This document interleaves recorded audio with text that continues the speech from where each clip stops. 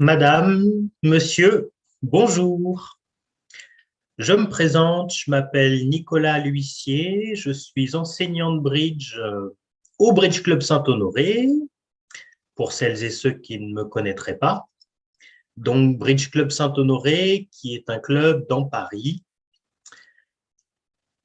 Et je vous propose un test d'enchères, 5 questions de difficulté censément croissante, que je vous poserai une à une avec la correction à chaud, c'est-à-dire une petite correction avec des explications orales sur chacune de ces 5 questions qui ne sont pas sur un sujet précis, pas de sujet spécifique. Et bien, c'est parti pour ce petit quiz. Je vais partager mon écran tout de suite. Alors, une dernière chose, donc avant de commencer l'exercice. Pour le niveau, c'est niveau environ deuxième série, troisième série majeure, deuxième série. Et n'hésitez pas au début de chaque question, dès que vous voyez la question apparaître, à peu de choses près, de mettre la vidéo sur pause pour, pour vous donner tout le temps de répondre aux questions avant que je ne corrige moi-même. Voilà, je vais partager mon écran.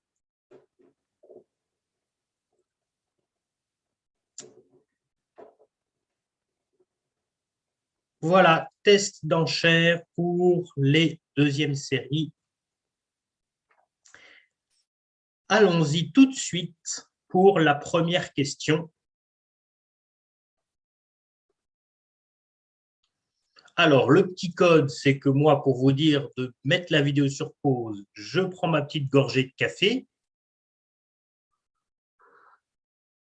Ça signifie que pendant ce temps-là, vous cliquez sur le bouton pause, vous prenez tout votre temps de réfléchir, comptez vos points, etc., voir le contexte et trouver la solution. Vous avez eu le temps de mettre la vidéo sur pause, donc moi, je vais corriger tout de suite. Alors, votre partenaire a ouvert d'un carreau et l'adversaire s'est fendu d'une intervention à un pic. Vous avez un jeu de 14 points d'honneur, si je ne me trompe pas. Donc, vous avez envie de jouer une manche, ça va de soi. Mais vous ne savez pas du tout s'il convient de jouer la manche à l'atout carreau ou à sans atout. Ça dépend d'une seule chose finalement, est-ce que votre partenaire détient un arrêt dans les piques? Donner un soutien à carreau, ce serait une mauvaise idée, parce que si vous dites 2 carreaux ou 3 carreaux, même 3 carreaux avec un saut, ce sont des enchères non forcing, donc votre partenaire aurait le droit de passer et vous ne pourriez vous en prendre qu'à vous-même si la séquence s'arrête à 2 carreaux ou à 3 carreaux. Donc, il faut faire une enchère forcing. Quel est le seul moyen de signifier qu'on est fort en laissant notre partenaire donner son arrêt dans la couleur adverse? Eh bien, ce moyen, c'est d'employer le Q-bid, c'est-à-dire la nomination de la couleur de l'adversaire. Quand vous faites un Q-bid, là, vous garantissez un jeu d'au moins 11-12 points avec souvent un fit dans la mineure de votre partenaire, c'est-à-dire très souvent au moins 4 cartes. Et surtout, vous avez un problème d'arrêt dans la couleur de l'adversaire. Voilà, c'est généralement le cas. Alors, on pourrait parfois faire un Q-bid avec un arrêt à pique. Si on envisageait, par exemple, un Schlem à la carreau, qu'on avait un jeu très fort, on pourrait quand même faire un Q-bid avec un arrêt à pique. Ça ne dénie pas formellement un arrêt quand on dit 2 piques, mais simplement la question que l'on pose à notre partenaire, la première question, la question principale, c'est partenaire, est-ce que tu as un arrêt dans la couleur de l'adversaire? Si tel est le cas, il ira sans atout. Si il n'a pas du tout d'arrêt à pique, on se réfugiera a priori dans la manche à carreaux. Voilà.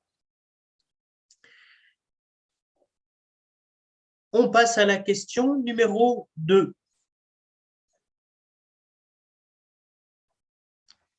Petite gorgée de café pour moi égale, vous mettez la vidéo sur pause.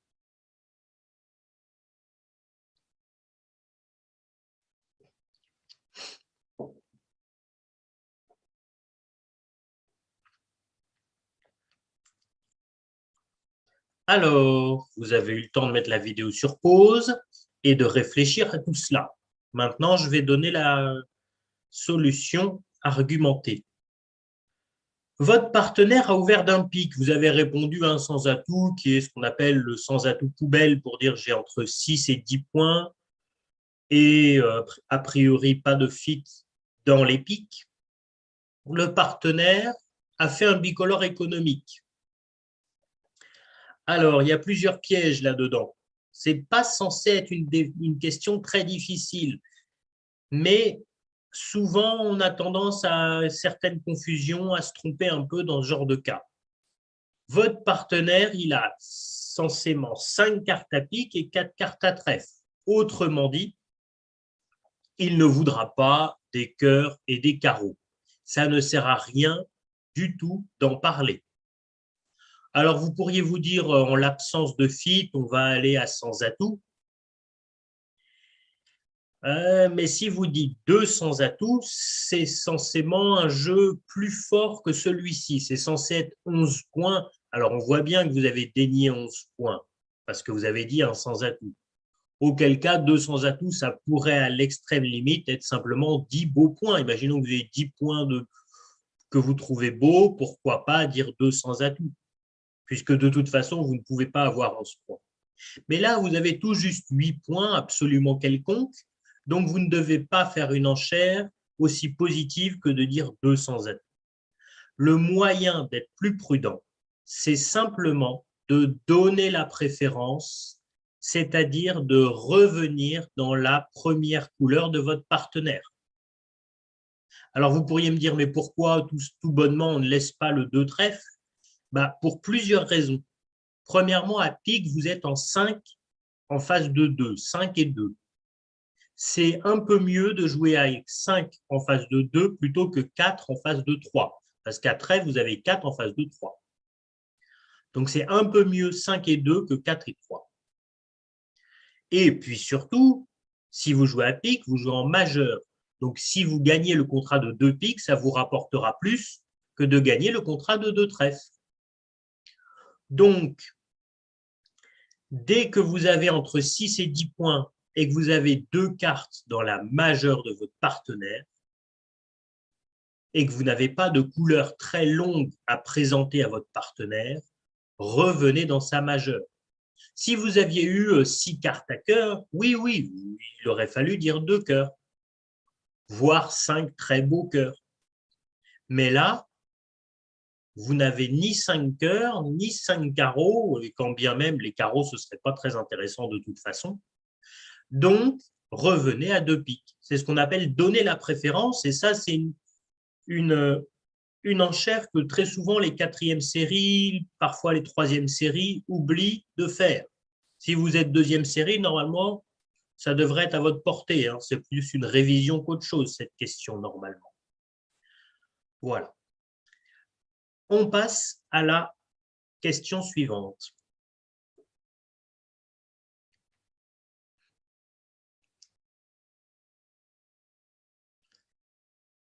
La gorgée de café rituelle et vous mettez sur pause.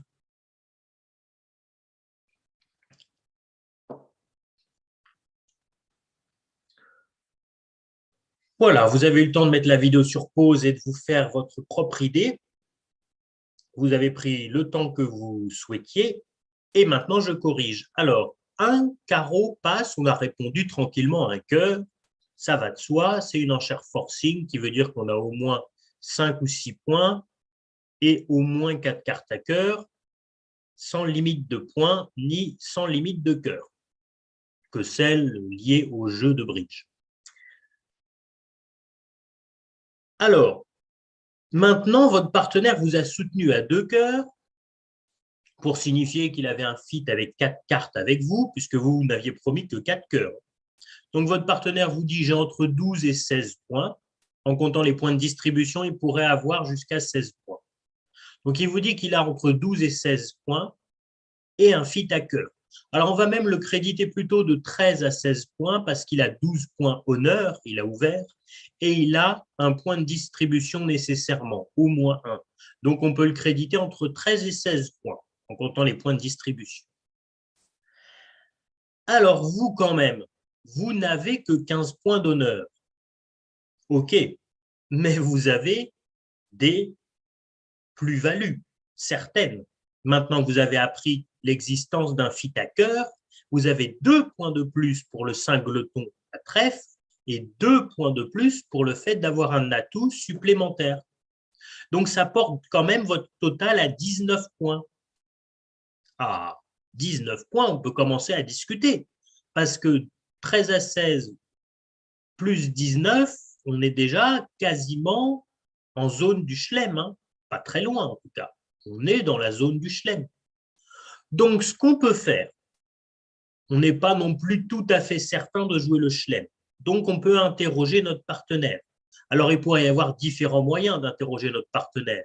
Faire, par exemple, une enchère d'essai généralisée en disant 200 atouts. Alors, le partenaire ne saura pas trop si c'est pour jouer une manche ou un chelem, mais il va nous dire s'il est minimum ou maximum. Vous connaissez l'idée de l'enchère d'essai généralisée, c'est que le partenaire va nous signifier s'il est minimum ou s'il est maximum. Donc ça, c'est pas bête. Mais on a quand même une option qui est meilleure. Alors, vous pensez peut-être à dire 2 piques dans la même idée que 200 atouts. Pourquoi pas dans la même idée? C'est pas bête non plus. Mais le plus précis, en fait, c'est d'employer le splinter. En faisant un splinter, vous dites à votre partenaire que vous avez un jeu pour proposer le chelem et que vous voulez avoir son aval, son avis, son aval.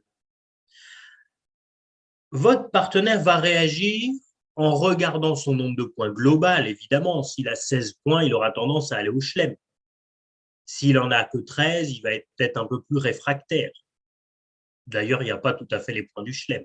S'il n'a que 13 points, mon partenaire. Mais il ne va pas que regarder son nombre de points. Il va regarder attentivement ce qu'il détient à trèfle. Parce que c'est bien gentil, mais imaginons qu'il ait 14 points, mon partenaire. Si les 3/4 ou la moitié de ces 14 points sont à trèfle, ça ne va pas du tout nous intéresser. Par exemple, si mon partenaire il a un roi de trèfle plutôt qu'un roi de carreau, vous voyez bien que c'est mauvais qu'il ait un roi de trèfle par rapport au roi de carreau qui nous intéresserait beaucoup plus. Ou par exemple, ça nous intéresserait beaucoup plus que mon partenaire ait une dame de pique plutôt qu'une dame de trèfle. C'est évident quand même. Maintenant, vous avez un niveau pour le visualiser, ça. Donc, en fait, le partenaire, on l'interroge sur son nombre de points global, mais aussi sur la localisation de ces points. Voilà, on lui demande, est-ce que tu es minimum ou maximum? Et au-delà de ça, est-ce que tu as beaucoup de points perdus, entre guillemets, points perdus, c'est-à-dire des points qui ne vont pas être très utiles, voire en général complètement inutiles. Un as de trèfle, il est le bienvenu. Mais un roi de trèfle ou une dame de trèfle, on aurait amplement préféré les voir ailleurs. Le roi de trèfle, on n'en veut pas, on le veut à carreau. Le roi, la dame de trèfle, on n'en veut pas. On aurait aimé qu'elle soit à pique. Voilà. Vous pouvez poser ça, vous pouvez faire comme petit exercice. Vous prenez ce jeu-là. Prenez ce jeu-là. Et en face, mettez un jeu de 13 points d'honneur, par exemple, 12 points d'honneur, 13 points d'honneur. Et regardez si vous mettez des points à trèfle dans les 13 points, est-ce qu'il va y avoir le chelem? Ben, vous allez voir que le chelem, il va être entre médiocre et non avenu, entre médiocre et impossible à gagner. Alors que si vous mettez très peu de points à trèfle, mettez quasiment rien à trèfle, peut-être un petit valet qui traîne, qui ne sert à rien, mais au moins c'est un petit valet, bon, on perd que 1 point. Et vous allez voir que le chelem est de meilleure facture. Vous ne mettez pas grand-chose à trèfle, vous mettez juste, du coup, si vous n'avez pas grand-chose à trèfle, prenons le cas caricatural où votre partenaire il n'a pas de points perdus dans les trèfles, il n'a rien à trèfle. Eh bien, pour avoir 12 points, il faut bien qu'il ait le roi de carreau, bah oui, l'as de cœur, bah oui, et censément as dame de pique, ou au moins l'as de pique. Et déjà, si votre partenaire il a le roi de carreau, l'as de cœur et l'as de pique, ce qu'il devrait avoir nécessairement s'il n'a rien à trèfle, bah votre chelem, il est déjà au moins, je dis bien au moins à 50%. C'est-à-dire qu'il manque la dame de pique, mais on pourrait faire une impasse. Voilà, donc c'est au moins 50%, voire plus, si affinité, évidemment. Donc, c'est la bonne solution, vraiment, ce splinter. Voilà, alors j'entends souvent la question, oui, mais le splinter, combien c'est de points, etc., etc. Bah, je n'ai pas de réponse à cette question. Enfin, si, j'en ai une, mais elle est multiple. C'est-à-dire que le nombre de points du splinter, évidemment, ça dépend du contexte. C'est toujours le même principe des vases communicants. Plus le partenaire a de points, moins il m'en faut pour faire un splinter. Moins le partenaire a de points, plus il m'en faut pour faire un splinter, puisque pour un splinter, c'est nécessairement qu'on a au moins une petite arrière-pensée de jouer un chelem. Là, mon partenaire, il a dit qu'il n'était pas fort. Il a dit qu'il avait entre 13 et 16 points. Donc, il est hors de question que je fasse un splinter. Si j'avais eu 15 HLD, je n'aurais pas fait de splinter. 16 HLD non plus. 17 HLD, on peut commencer à y songer, c'est encore un peu léger. Là, le splinter, c'est plutôt 18-19 points dans ce contexte. Voilà. Allez, on passe à l'avant-dernière question.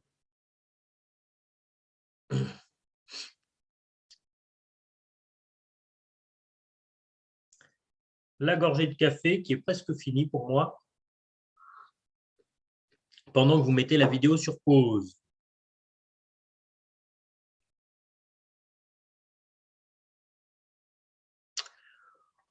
OK, vous avez eu le temps de cliquer sur le bon bouton pour figer la vidéo et prendre votre temps. Donc maintenant, je corrige. Alors, passe, passe, vous avez ouvert d'un pic, passe et votre partenaire dit 2 carreaux. C'est un changement de couleur au niveau de 2. OK, quelle est la bonne enchère?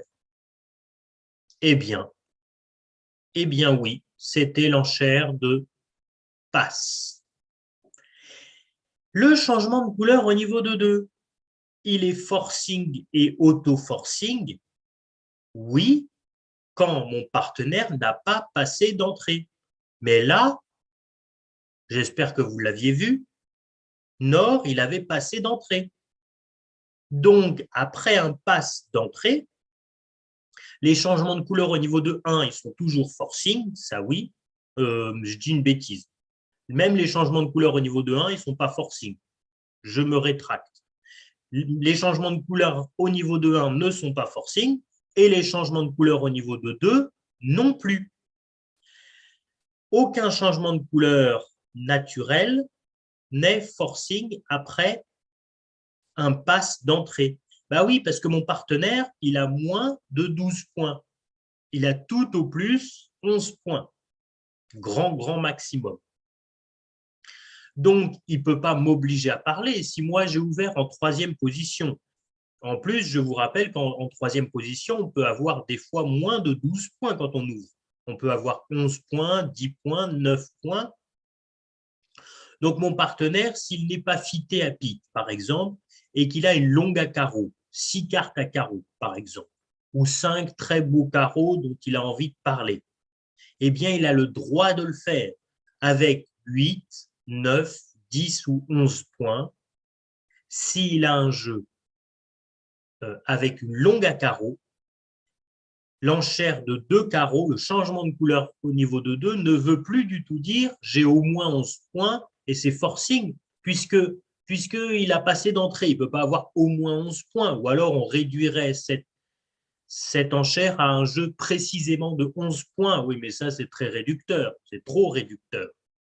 Donc, ça n'est plus au moins 11 points, ça n'existe plus, ça. Ça veut dire j'ai 8, 9, 10 ou 11 points et j'ai une longue à carreaux et je ne veux pas de tes piques. Voilà ce qu'il me dit, mon partenaire. Je ne veux pas de tes piques, moi, je veux jouer dans mes carreaux. Bon, bah, on est minimum, nous. On a 12 points. Donc, on ne va pas jouer de manche. C'est sûr que non. Donc, il faut s'arrêter là. Mon partenaire a dit la messe et moi, je dois dire Amen. Voilà. Je suis d'accord pour jouer le contrat de 2 carreaux, tout simplement. Voilà, là, c'est pas si connu, c'est pour ça que j'ai mis des questions par ordre croissant de difficulté, parce que moi qui enseigne depuis un certain nombre d'années, je sais parfois les choses que vous savez ou ce que vous savez moins en moyenne, j'entends, bien sûr. Et c'est cette idée que le changement de couleur au niveau de 2 après un pass d'entrée est plus forcing, c'est pas très connu, c'est pas très répandu. Donc, tant mieux pour vous si vous le saviez déjà, ça vous fait une bonne révision, mais peut-être que j'apprends quand même ceci à un certain nombre d'entre vous. On passe, alors j'extrapolerai même plus en disant que, imaginons que vous ayez, au lieu d'avoir 4 trèfles, vous ayez 4 cœurs, 4 cartes à cœur, il faudrait enlever vos 4 trèfles et mettez-les à cœur, intervertissez les cœurs et les trèfles. Même avec un jeu avec 4 cartes à cœur, il faudrait mieux passer, parce que sur 2 carreaux, dire 2 cœurs, ça veut dire espérer que le partenaire ait 4 cartes à cœur, ça va être assez rarement le cas. Et si ce n'est pas le cas, vous allez vous retrouver encore à jouer dans un contrat qui va vous faire chuter. Donc, vous allez me dire, ce sera peut-être un peu moins clair. Hein. Peut-être, ce n'est pas impossible que votre partenaire ait 6 carreaux et 4 cartes à cœur. Ça n'est pas complètement impossible. Mais le revers de la médaille, c'est que vous commencez à continuer une sorte de dialogue de sourds qui peut vous mener un peu trop haut. Donc, ce sera à vous d'aviser à ce moment-là. Si vous enlevez les trèfles et vous les mettez à cœur, c'est moins évident, mais vous pourriez quand même continuer à passer pour ne pas aller trop haut inutilement. Avec l'inconvénient que si votre partenaire, par hasard, a 6 carreaux et 4 cœurs, vous allez risquer de rater un fit à cœur. Voilà. Après, votre partenaire, s'il a 5 carreaux ou 6 carreaux et 4 cartes à cœur, il a aussi le droit de dire un pic, un sans atout, justement pour vous laisser la possibilité de donner votre bicolore économique en disant 2 cœurs sans crainte. Parce que si vous avez 5 piques et 4 cœurs, sur un pic, un sans atout, vous allez dire 2 cœurs, comme tout le monde, comme moi, comme tout le monde. Alors que sur un pic 2 carreaux, on est plus réticent, parce que si on commence à dire 2 cœurs avec 4 cartes à cœur et que le partenaire il n'en a pas 4, qu'est-ce qu'il fait alors? On va s'embourber, parce qu'on va se retrouver à jouer dans un contrat qu'on n'a plus envie de jouer. Ou alors mon partenaire répète ses carreaux au niveau de 3. Oui, mais là, on commence à peut-être chuter 3 carreaux. Vous voyez bien le problème. Donc, c'est pour ça que mon partenaire avec 5 ou 6 carreaux et 4 cartes à cœur, ça peut être malin sur un pic plutôt de répondre un sans atout. Justement pour que, que je puisse annoncer mes cœurs plus facilement. Voilà. Voilà la vérité et le fond du sujet. Très approfondi. Allons-y pour la dernière question. Vous voyez que j'explique quand même plus les questions plus difficiles que les questions plus simples. Enfin, plus longuement, il y a plus de choses à dire. Plus c'est difficile, plus il y a des choses à dire en moyenne, on va dire. Question numéro 5 et la fin du café.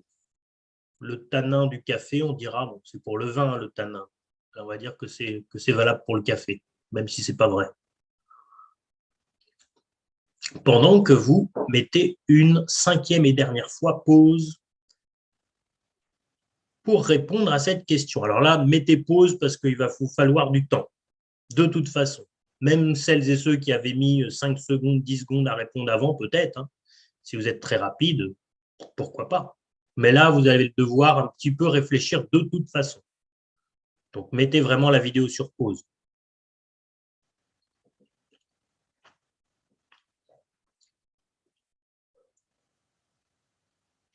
OK. Alors, je vais corriger tout de suite.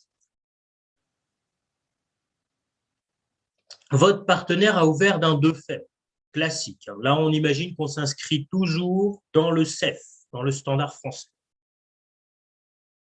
Vous avez dit 200 atouts, pourquoi finalement?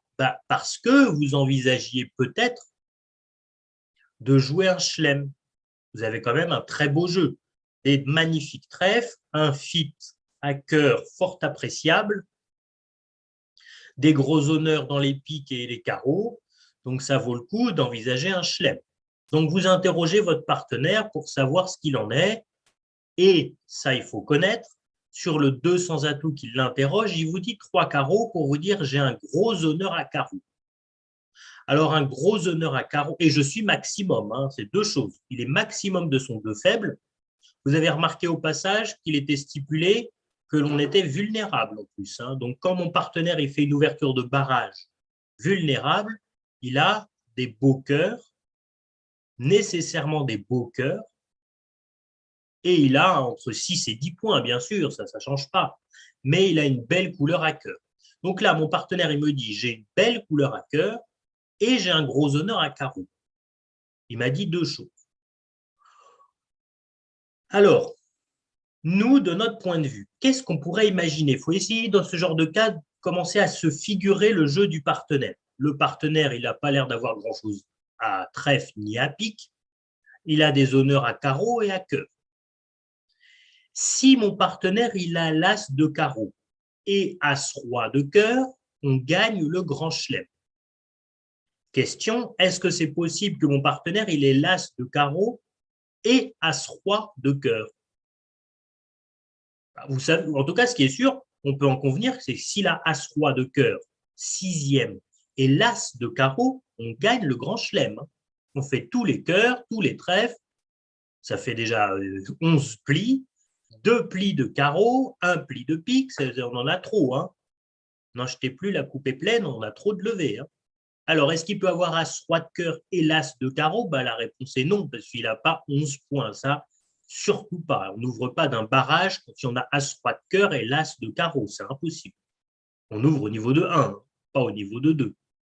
Donc, ce n'est pas possible qu'on gagne le grand chelem, parce que pour gagner le grand chelem, il faudrait que mon partenaire ait as-roi de cœur, forcément, et l'as de carreau, forcément. Et ça, ce n'est pas possible. Maintenant, est-ce qu'on va gagner le petit chelem? Oui, parce que mon partenaire, il n'a rien à pique ni à trèfle.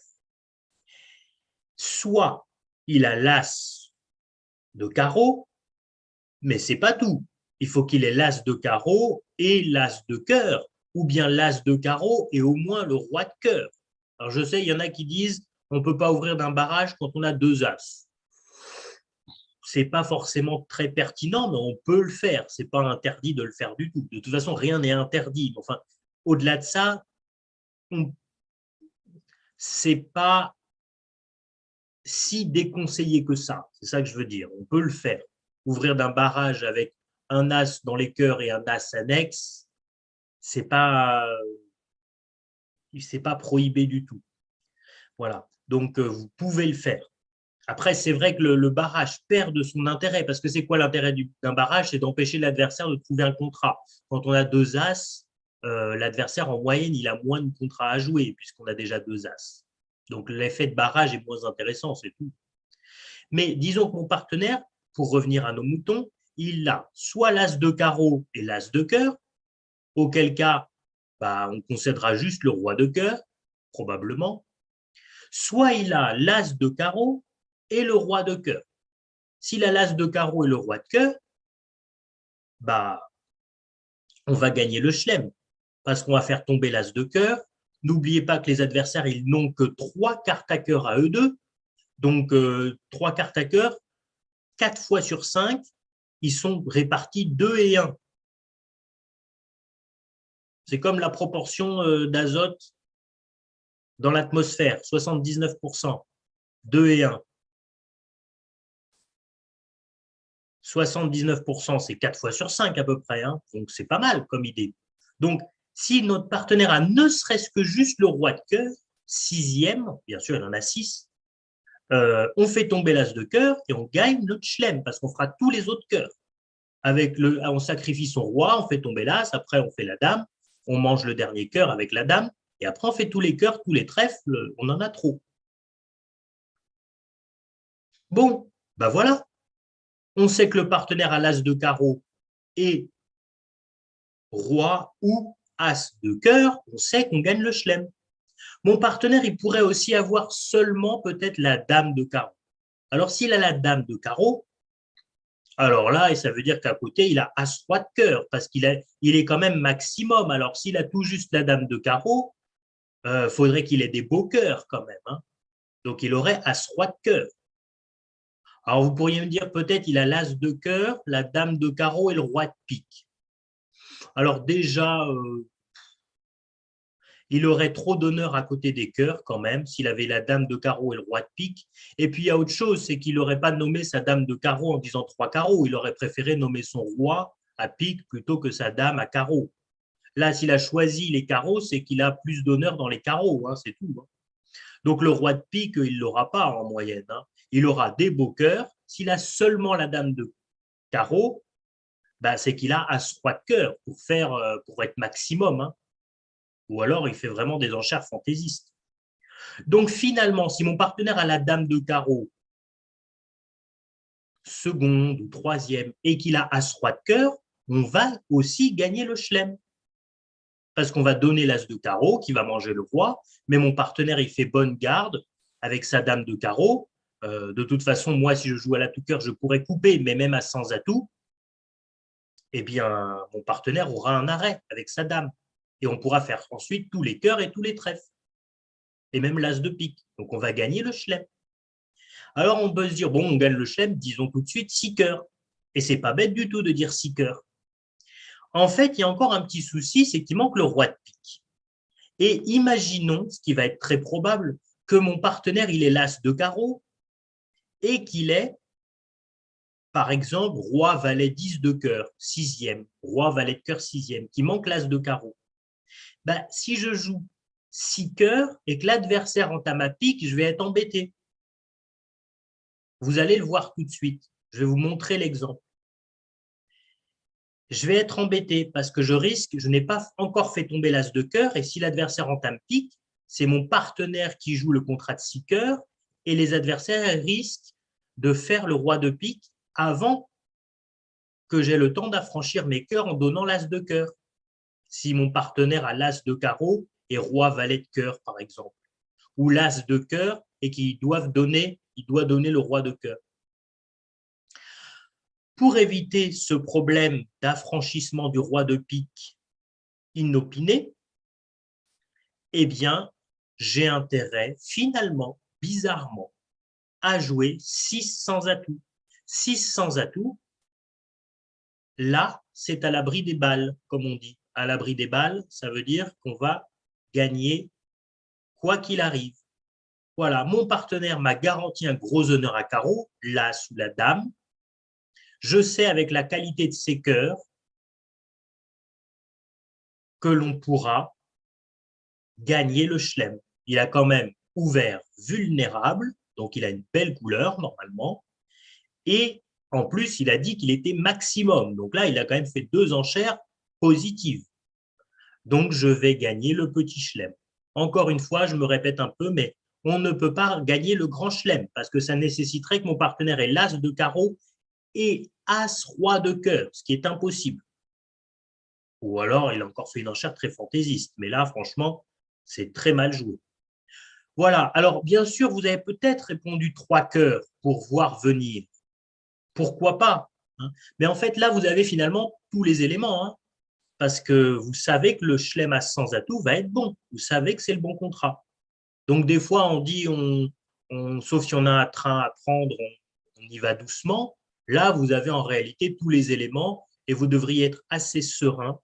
En toute honnêteté, vous devriez être assez serein quand vous posez le carton 6 sans atout sur la table. Vous pensez quand même remporter ce contrat sans trop d'inquiétude. Le jeu du partenaire va s'apparenter par exemple à un jeu comme ça. Je vous montre. Là, imaginons que votre partenaire il a un jeu comme ça. Il a donc promis un as, enfin un as ou une dame à carreau, et il a une belle couleur à cœur. Oui, là, il n'est pas tout à fait minimum, pas tout à fait maximum. Si on voulait rajouter qu'il soit maximum, on pourrait lui rajouter le valet de pique ou le valet de carreau ou même la dame de carreau. Il pourrait avoir as-dame de carreau à l'extrême limite. Là, il serait vraiment maximum. En tout cas, ce qui est sûr, c'est que là, vous gagnez facilement le chelem à 100 atouts puisque c'est vous, en ouest, qui recevez l'entame. Donc, même si le méchant adversaire entame pique, bah, c'est dans votre fourchette puisque vous êtes ouest. Si vous jouez 600 atouts, c'est-à-dire si c'est ouest, le joueur de gauche qui reçoit l'entame, vous pourrez tranquillement faire tomber l'as de cœur et vous revendiquerez le reste des levées. Si vous jouez 6 cœurs, c'est votre partenaire qui va jouer. Et si c'est votre partenaire qui joue, imaginez que l'adversaire entame pique, là vous en êtes réduit au bon placement du roi de pique, parce que si vous refusez de faire l'impasse, imaginons Sud entame, c'est Est qui joue, Sud va entamer, si vous mettez l'as de pique pour refuser de faire l'impasse, bah après vous allez être obligé de faire tomber l'as de cœur, parce que bah, vous ne pouvez pas bénéficier de vos trèfles si vous jouez à la cœur avant de faire tomber les atouts, hein, sinon vous allez vous faire couper si vous essayez de défausser tous vos pics sur vos trèfles avant de faire tomber les atouts. Donc vous allez être obligé de faire tomber les atouts et l'adversaire va se précipiter sur son as d'atouts pour faire son roi de pique. Donc si l'adversaire entame pique, vous allez devoir mettre la dame de pique en espérant que l'impasse marche. Ça va être une chance sur deux. C'est mieux que rien, mais c'est moins bien que 100%. En fait, il fallait jouer 600 atouts, étonnamment. Vous pouvez vous le permettre. Vous pouvez vous le permettre. Et ça permet de protéger votre fourchette dans les pics. Bon, là, les explications ont été assez longues, mais comme ça, vous avez compris tous les tenants et tous les aboutissants de ce raisonnement. Et bien voilà, le café est bu, le petit oiseau s'est envolé, et moi, je vais arrêter le partage d'écran. Eh bien, il ne me reste plus qu'à vous souhaiter une bonne journée en espérant que vous avez appris des petites choses ou que vous avez révisé certaines petites choses utiles pour vos futurs tournois. Bonne fin de journée et à bientôt. Au revoir.